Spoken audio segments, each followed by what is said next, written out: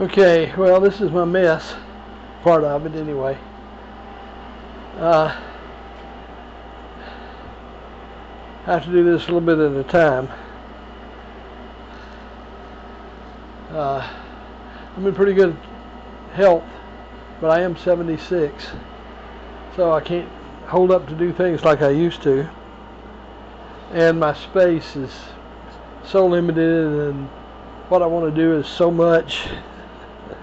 There's going to have to be some give in that somewhere. At any rate, here I've got some planks, and I've already welded the metal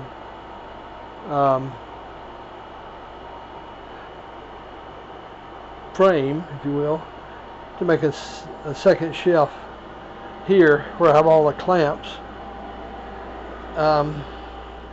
This is as good a place as any. Fortunately, it doesn't take up much space, but this press I use virtually every day that I work out here. This table is a plastic table with the legs made out of PVC pipe. I've probably got it loaded as much as I dare, and but I have no idea whether it's level or flat. More important than level. But I'm getting done what I wanted to do with the lathe, and I've got about all the play out of it that I want to get out of it. There needs to be some give, because the motor is not real powerful. But if I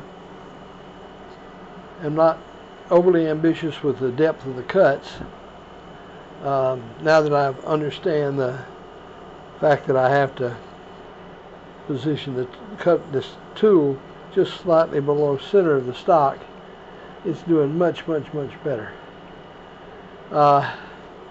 I've got some stuff like this,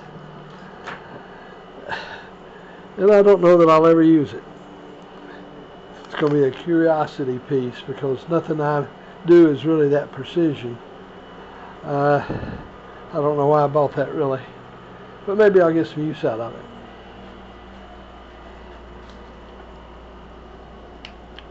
But I'll put it over here, turn the magnet on, and it'll be at least out of the way, I think, pretty much.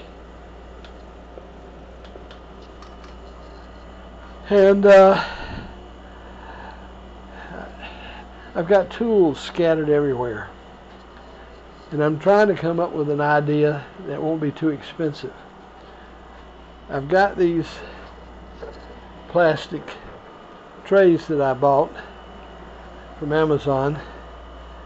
They're about $5 a piece, and they're pretty heavy duty, so I'm pleased with that. But anyway, I thought I'd at least put light kind of things in a box, and that way I can know where to go.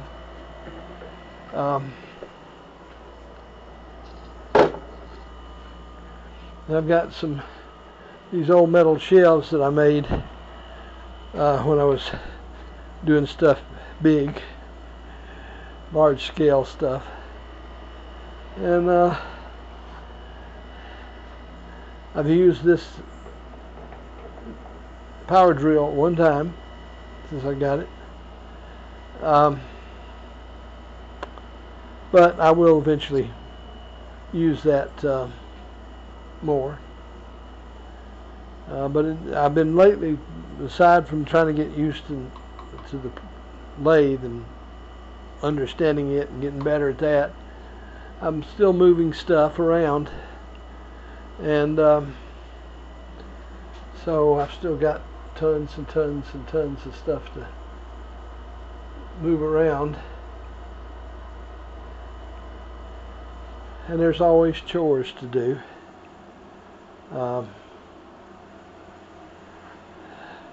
I had neglected putting water in the batteries in my golf cart, and I checked it. I thought it had only been 6 months, maybe it was a year.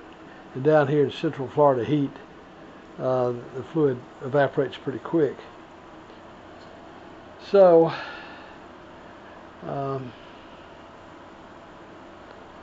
anyway, I put 3 gallons of distilled water in those 6 8-volt batteries, lead acid batteries.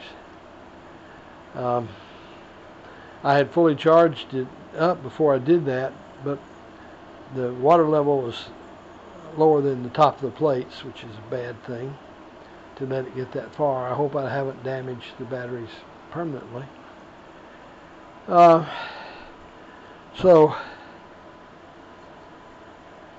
anyway, after I put the distilled water in there, I plugged it up to the charger again, and it's been charging now for several hours, and it shows there's more charging to be done. So that's a good sign. Maybe getting that water level up to where it's supposed to be puts more of the plate under the acid, and therefore it will charge better. I hope so. It got to the point where I can only go about a 1/10 of a mile, and before it was getting in danger of not running at all. Whereas normally when these batteries were new, I could go, I don't know, probably 12 to 15 miles before that occurred. I don't golf. This is a big place that I live. It's 1 square mile and 1,605 residences. And it's a retirement community, well maintained. And the clubhouse contains a theater large enough to seat about 200 people, with the state-of-the-art lighting and sound and everything. Plus we got several rooms for playing cards, doing crafts. That's in addition to a restaurant and a bar, pool tables, poker tables, 2 large swimming pools. One of them is a walk-in pool, and 2 beautiful big hot tubs. A state-of-the-art gym. In addition to that, 2 18-hole golf courses. But I don't golf, which saves me about $6,000 a year in green fees. But the course is very well maintained, and it's my son, who does golf, has played it a couple of times, and he said it's an excellent course. At any rate, that's what I'm up to right now. But I'd like to be able to do a much better job of that. I'd like to have a box. And I think what I'm going to do is spray the bottom of the box with foam, and then put a sheet of, I guess,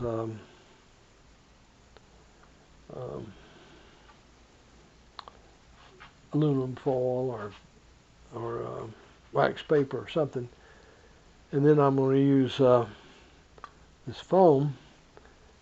I'll spray that in there, and while it's still setting, I'll press into that box the tools that I want to be a part of it, or to be stored in it, and they'll be conformed by shape. That way I can use something relatively cheap, like all those boxes I get from Amazon, and not have to pay $5 a piece for plastic boxes. But you can see there's no organization right now, which is makes it real difficult to work out here. But I'm retired and got more time than money, and I need something to keep me busy.